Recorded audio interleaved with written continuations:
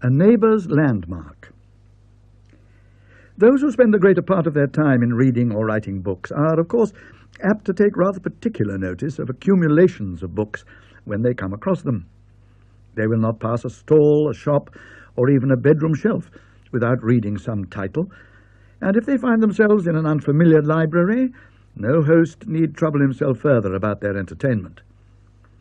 The putting of dispersed sets of volumes together, or the turning right way up of those which the dusting housemaid has left in an apoplectic condition, appeals to them as one of the lesser works of mercy. Happy in these employments, and in occasionally opening an 18th century octavo to see what it is all about, and to conclude after 5 minutes that it deserves the seclusion it now enjoys, I had reached the middle of a wet August afternoon at Betton Court. "You begin in a deeply Victorian manner," I said. "Is this to continue?" "Remember, if you please," said my friend, looking at me over his spectacles, "that I am a Victorian by birth and education, and that the Victorian tree may not unreasonably be expected to bear Victorian fruit.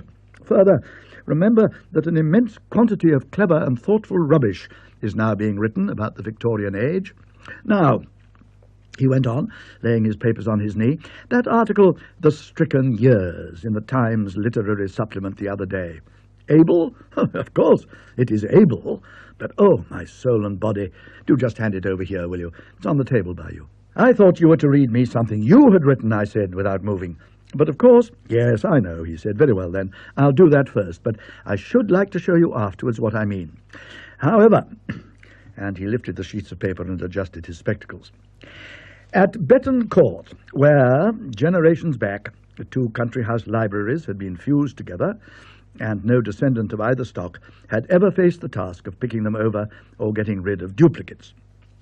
Now, I am not setting out to tell of rarities I may have discovered, of Shakespeare quartos bound up in volumes of political tracts, or anything of that kind, but of an experience which befell me in the course of my search, an experience which I cannot either explain away or fit into the scheme of my ordinary life.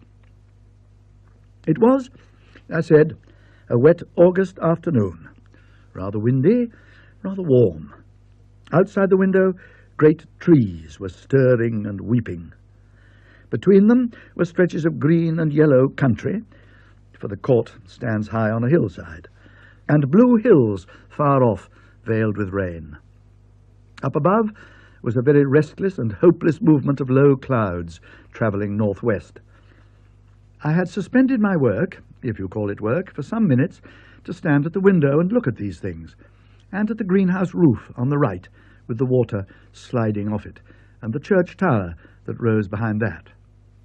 It was all in favour of my going steadily on. No likelihood of a clearing up for hours to come. I therefore returned to the shelves, lifted out a set of 8 or 9 volumes, lettered Tracts, and conveyed them to the table for closer examination. They were for the most part of the reign of Anne.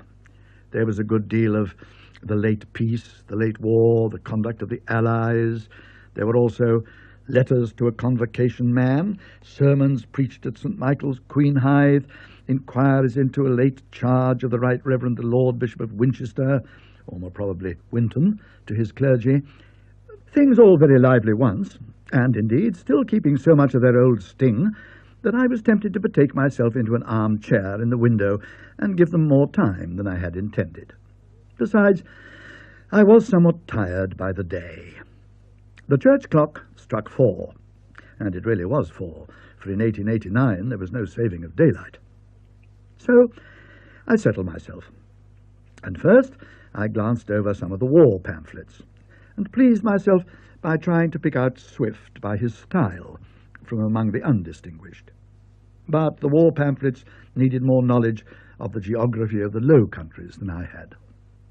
I turned to the church and read several pages of what the Dean of Canterbury said to the Society for Promoting Christian Knowledge on the occasion of their anniversary meeting in 1711.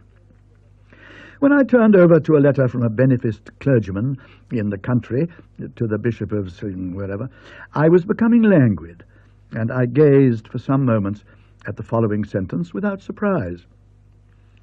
"This abuse for I think myself justified in calling it by that name, is one which I am persuaded your lordship would, if 'twere known to you, exert your utmost efforts to do away.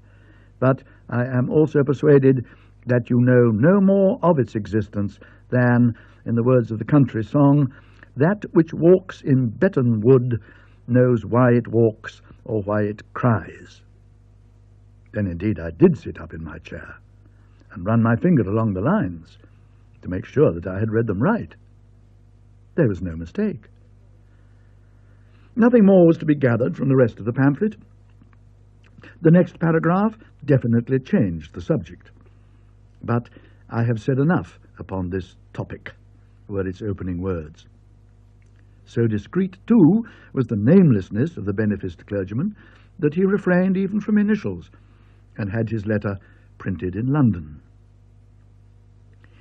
The riddle was of a kind that might faintly interest anyone. To me, who have dabbled a good deal in works of folklore, it was really exciting. I was set upon solving it. On finding out, I mean, what story lay behind it. And at least I felt myself lucky in one point, that whereas I might have come on the paragraph in some college library far away, here I was at Betton, on the very scene of action. The church clock struck 5, and a single stroke on a gong followed. This, I knew, meant tea. I heaved myself out of the deep chair and obeyed the summons. My host and I were alone at the court. He came in soon, wet from a round of landlord's errands, and with pieces of local news which had to be passed on before I could make an opportunity of asking whether there was a particular place in the parish that was still known as Betton Wood. Betton Wood, he said, was a short mile away, just on the crest of Betton Hill, and my father stubbed up the last bit of it when it paid better to grow corn than scrub oaks. Why do you want to know about Betton Wood? Because, I said, in an old pamphlet I was reading just now, there are 2 lines of a country song which mention it, and they sound as if there was a story belonging to them. Someone says that someone else knows no more of whatever it may be than that which walks in Betton Wood knows why it walks or why it cries.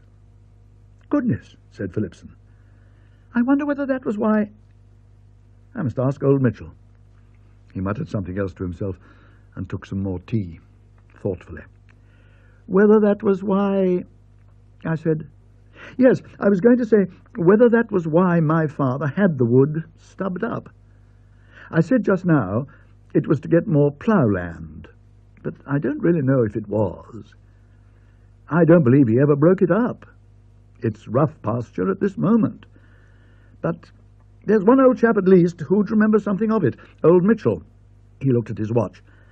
Blessed if I don't go down there and ask him. I don't think I'll take you, he went on. He's not so likely to tell anything he thinks is odd if there's a stranger by. Well, mind you remember every single thing he does tell. As for me, if it clears up, I shall go out, and if it doesn't, I shall go on with the books. It did clear up, sufficiently at least to make me think it worthwhile to walk up the nearest hill and look over the country. I did not know the lie of the land. It was the first visit I had paid to Phillipson, and this was the first day of it. So I went down the garden and through the wet shrubberies with a very open mind, and offered no resistance to the indistinct impulse, was it, however, so very indistinct, which kept urging me to bear to the left whenever there was a forking of the path. The result was that after 10 minutes or more of dark going between dripping rows of box and laurel and privet, I was confronted by a stone arch in the Gothic style, set in the stone wall which encircled the whole domain. The door was fastened by a spring lock, and I took the precaution of leaving this on the jar as I passed out into the road. That road I crossed, and entered a narrow lane between hedges which led upward, and that lane I pursued at a leisurely pace for as much as half a mile, and went on to the field to which it led. I was now on a good point of vantage for taking in the situation of the court, the village, and the environment, and I leant upon a gate and gazed westward and downward. I think we must all know the landscapes. Are they by Burkitt Foster, or somewhat earlier, which, in the form of woodcuts, decorate the volumes of poetry that lay on the drawing-room tables of our fathers and grandfathers, volumes in art cloth embossed bindings. This strikes me as being the right phrase. I confess myself an admirer of them, and especially of those which show the peasant leaning over a gate in a hedge and surveying, at the bottom of a downward slope, the village church spire, embosomed amid venerable trees, and a fertile plain intersected by hedgerows and bounded by distant hills, behind which the orb of day is sinking, or it may be rising, amid level clouds illumined by his dying or nascent ray. The expressions employed here are those which seem appropriate to the pictures I have in mind, and were there opportunity, I would try to work in the vale, the grove, the cot, and the flood. Anyhow, they're beautiful to me, these landscapes, and it was just such a one that I was now surveying. It might have come straight out of Gems of Sacred Song selected by a lady and given as a birthday present to Eleanor Philipson in 1852 by her attached friend Millicent Graves. All at once, I turned as if I had been stung. There thrilled into my right ear and pierced my head a note of incredible sharpness, like the shriek of a bat, only 10 times intensified, the kind of thing that makes one wonder if something has not given way in one's brain. I held my breath and covered my ear and shivered. Something in the circulation. Another minute or two, I thought, and I return home. But I must fix the view a little more firmly in my mind. Only when I turned to it again, the taste was gone out of it. The sun was down behind the hill, and the light was off the fields. And when the clock bell in the church tower struck 7, I thought no longer of kind, mellow evening hours of rest, and scents of flowers and woods on evening air, and of how someone on a farm a mile or two off would be saying, "How clear Betton Bell sounds tonight after the rain."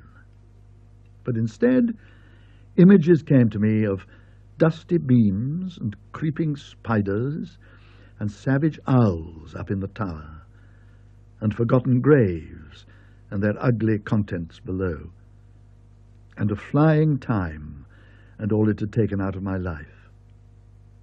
And just then, into my left ear, close as if lips had been put within an inch of my head, the frightful scream came thrilling again. There was no mistake possible now. It was from outside. With no language but a cry, was the thought that flashed into my mind. Hideous it was beyond anything I had heard or have heard since, but I could read no emotion in it, and doubted if I could read any intelligence. All its effect was to take away every vestige, every possibility of enjoyment, and make this no place to stay in one moment more. Of course, there was nothing to be seen, but I was convinced that if I waited, the thing would pass me again on its aimless, endless beat, and I could not bear the notion of a third repetition. I hurried back to the lane and down the hill. But when I came to the arch in the wall, I stopped. Could I be sure of my way among those dank alleys, which would be danker and darker now? No, I confessed to myself that I was afraid. So jarred were all my nerves with the cry on the hill that I really felt I could not afford to be startled even by a little bird in a bush or a rabbit. I followed the road which followed the wall, and I was not sorry when I came to the gate and the lodge and descried Philipson coming up towards it from the direction of the village. "And where have you been?" said he. "I took that lane that goes up the hill opposite the stone arch in the wall." "Oh, did you? Then you've been very near where Betton Wood used to be. At least, if you followed it up to the top and out into the field." And if the reader will believe it, that was the first time that I put two and two together. Did I at once tell Philipson what had happened to me? I did not. I have not had other experiences of the kind which are called supernatural or normal or physical, but though I knew very well I must speak of this one before long, I was not at all anxious to do so, and I think I have read that this is a common case. So all I said was, "Did you see the old man you meant to?" "Old Mitchell? Yes, I did, and got something of a story out of him. I'll keep it till after dinner. It really is rather odd." So when we were settled after dinner, he began to report, faithfully as he said, the dialogue that had taken place. Mitchell, not far off 80 years old, was in his elbow chair. The married daughter with whom he lived was in and out preparing for tea. After the usual salutations, "Mitchell, I want you to tell me something about the wood." "What wood's that, Master Reginald?" "Betton Wood.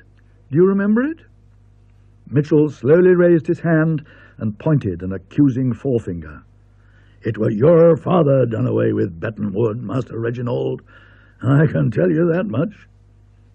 "Well, I know it was, Mitchell. You needn't look at me as if it were my fault." "Your fault? No. I says it was your father done it before your time." "Yes, and I dare say if the truth was known, it was your father that advised him to do it, and I want to know why." Mitchell seemed a little amused. "Well," he said, "my father was woodman to your father and your grandfather before him, and if he didn't know what belonged to his business, he'd ought to done. And if he did give advice that way, I suppose he might have had his reasons, mightn't he now?" "Of course he might, and I want you to tell me what they were." "Well now, Master Reginald, whatever makes you think as I know what his reasons might have been I don't know how many years ago?" "Well, to be sure, it is a long time, and you might easily have forgotten if ever you knew. I suppose the only thing is for me to go and ask old Ellis what he can recollect about it." That had the effect I hoped for. "Old Ellis?" he growled. "First time ever I hear anyone say old Ellis were of any use for any purpose. I should have thought you'd know better than that yourself, Master Reginald. What do you suppose old Ellis can tell you better than what I can about Betton Wood? What call have he got to be put afore me, I should like to know? His father weren't woodman on the place, he was ploughman. That's what he was. So anyone can tell you what knows. Anyone can tell you that, I says." "Just so, Mitchell. But if you know all about Betton Wood and won't tell me, why, I must do the next best I can and try and get it out of somebody else. And old Ellis has been on the place very nearly as long as you have." "That he ain't, not by 18 months. Who says I wouldn't tell you nothing about the wood? I ain't no objection. Only it's a funny kind of tale. 'Tain't right to my thinking. It should be all about the parish. You, Lizzie, do you keep in your kitchen a bit? Me and Master Reginald wants to have a word or two private." "Well, one thing I'd like to know, Master Reginald, what come to put you upon asking about it today?" "Oh, well, I happened to hear of an old saying about something that walks in Betton Wood, and I wondered if that had anything to do with its being cleared away, that's all." "Well, you was in the right, Master Reginald, however you come to hear of it. And I believe I can tell you the rights of it better than anyone in this parish, let alone old Ellis. You see, it came about this way, that the shortest road to Allen's farm laid through the wood. And when we was little, my poor mother, she used to go so many times in the week to the farm to fetch a quart of milk, because Mr. Allen, what had the farm then, under your father, he was a good man, and anyone that had a young family to bring up, he was willing to allow 'em so much in the week. But never you mind about that now. And my poor mother, she never liked to go through the wood, because there was a lot of talk in the place, and sayings like what you spoke about just now. But every now and again, when she happened to be late with her work, she'd have to take the short road through the wood, and as sure as ever she did, she'd come home in a rare state. And I remember her and my father talking about it, and he'd say, 'Well, but it can't do you no harm, Emma.' And she'd say, 'Oh, but you haven't an idea of it, George. Why, it went right through my head,' she says. And I came over all bewildered like, and as if I didn't know where I was. You see, George, she says, it ain't as if you was about there in the dusk. You always go there in the daytime. Now, don't you? And he says, why, to be sure I do. Do you take me for a fool? And so they go on. And time passed by. And I think it wore her out because, you understand, it wasn't no use to go for the milk not till the afternoon. And she wouldn't never send none of us children instead for fear we should get a fright. No, she wouldn't tell us about it herself. No, she says, it's bad enough for me. I don't want no one else to go through it. Nor yet hear talk about it. But one time, I recollect, she says, well, first it's a rustling like all along in the bushes, coming very quick, either towards me or after me, according to the time. And then there comes this scream, as appears to pierce right through from one ear to the other. And the later I'm coming through, the more like I am to hear it twice over. But, thanks be, I never yet heard it the 3 times. And then I asked her, and I says, why, that seems like someone walking to and fro all the time, don't it? And she says, yes, it do. And whatever it is she wants, I can't think. And I says, is it a woman, Mother? And she says, yes, I've heard it's a woman. Anyway, the end of it was my father, he spoke to your father and told him the wood was a bad wood. There's never a bit of game in it, and there's never a bird's nest there, he says, and it ain't no matter of use to you. And after a lot of talk, your father, he come and see my mother about it, and he sees she weren't one of these silly women as gets nervish about nothing at all, and he made up his mind there was something in it, and after that he asked about it in the neighbourhood, and I believe he made out something, and wrote it down in a paper, which, very like, you've got up at the court, Master Reginald. And then he gave the order, and the wood was stubbed up. They done all the work in the daytime, I recollect, and was never there after 3 o'clock. Didn't they find anything to explain it, Mitchell? No bones or anything of that kind? Nothing at all, Master Reginald. Only the mark of a hedge and ditch along the middle, much about where the quickset edge run now. And with all the work they done, if there had been anyone put away there, they was bound to find 'em. But I don't know whether it done much good after all. People here don't seem to like the place no better than they did afore. That's about what I got out of Mitchell, said Phillipson. And as far as any explanation goes, it leaves us very much where we were. I must see if I can't find that paper. Why didn't your father ever tell you about the business? I said. He died before I went to school, you know, and I imagine he didn't want to frighten us children by any such story. I can remember being shaken and slapped by my nurse for running up that lane towards the wood when we were coming back rather late one winter afternoon. But in the daytime, no one interfered with our going into the wood if we wanted to, only we never did want. I said. And then, do you think you'll be able to find that paper that your father wrote? Yes, he said, I do. I expect it's no farther away than that cupboard behind you. There's a bundle or two of things specially put aside, most of which I've looked through at various times, and I know there's one envelope labelled Betton Wood. But as there was no Betton Wood any more, I never thought it would be worthwhile to open it, and I never have. We'll do it now, though. Before you do, I said. I was still reluctant, but I thought this was perhaps the moment for my disclosure. I'd better tell you, I think Mitchell was right when he doubted if clearing away the wood had put things straight. And I gave the account you have heard already. I need not say Phillipson was interested. Still there? He said. It's amazing. Look here, will you come out there with me now and see what happens? I will do no such thing, I said, and if you knew the feeling, you'd be glad to walk 10 miles in the opposite direction. Don't talk of it. Open your envelope, and let's hear what your father made out. He did so, and read me the 3 or 4 pages of jottings which it contained. At the top was written a motto from Scott's Glenfinlass, which seemed to me well chosen. Where walks, they say, the shrieking ghost. Then there were notes of his talk with Mitchell's mother, from which I extract only this much. I asked her if she never thought she saw anything to account for the sounds she heard.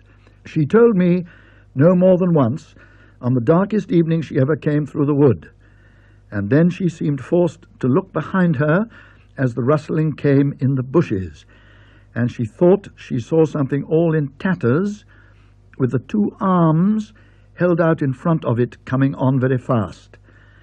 And at that she ran for the stile and tore her gown all to flinders getting over it.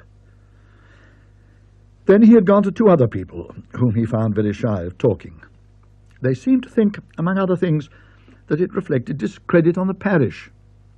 However, one, Mrs. Emma Frost, was prevailed upon to repeat what her mother had told her. They say it was a lady of title that married twice over, and her first husband went by the name of Brown, or it might have been Bryan. Yes, there were Bryans at the court before it came into our family, Phillipson put in. And she removed her neighbour's landmark.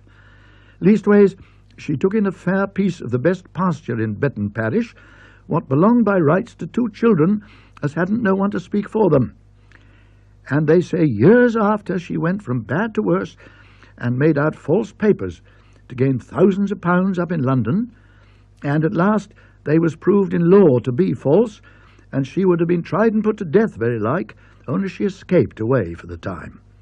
But no one can't avoid the curse that's laid on them that removes the landmark, and so we take it she can't leave Betton before someone take and put it right again. At the end of the paper there was a note to this effect.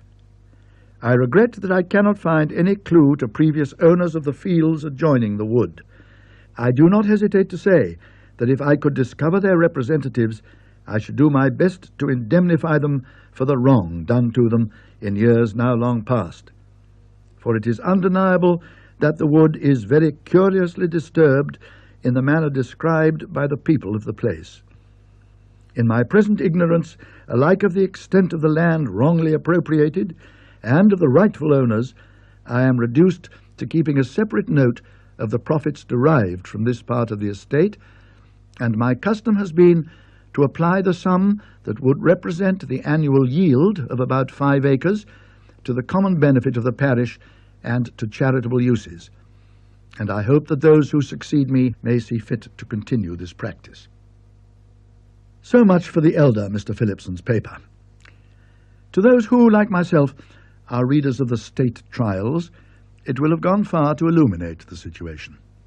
They will remember how, between the years 1678 and 1684, the Lady Ivy, formerly Theodosia Bryan, was alternately plaintiff and defendant in a series of trials in which she was trying to establish a claim against the Dean and Chapter of St. Paul's for a considerable and very valuable tract of land in Shadwell. How in the last of those trials, presided over by Lord Chief Justice Jeffreys, it was proved up to the hilt that the deeds upon which she based her claim were forgeries executed under her orders, and how, after an information for perjury and forgery was issued against her, she disappeared completely.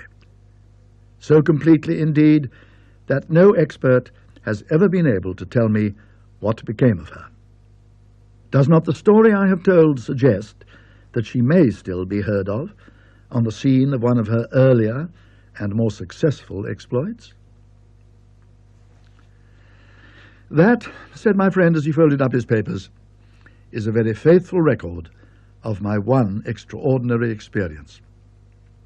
And now, but I had so many questions to ask him, as, for instance, whether his friend had found the proper owner of the land, whether he had done anything about the hedge, whether the sounds were ever heard now, what was the exact title and date of his pamphlet, etc., etc., that bedtime came and passed without his having an opportunity to revert to the literary supplement of the Times. A footnote. Thanks to the researches of Sir John Fox in his book on The Lady Ivy's Trial, Oxford 1929, we now know that my heroine died in her bed in 1695, having, heaven knows how, been acquitted of the forgery, for which she had undoubtedly been responsible.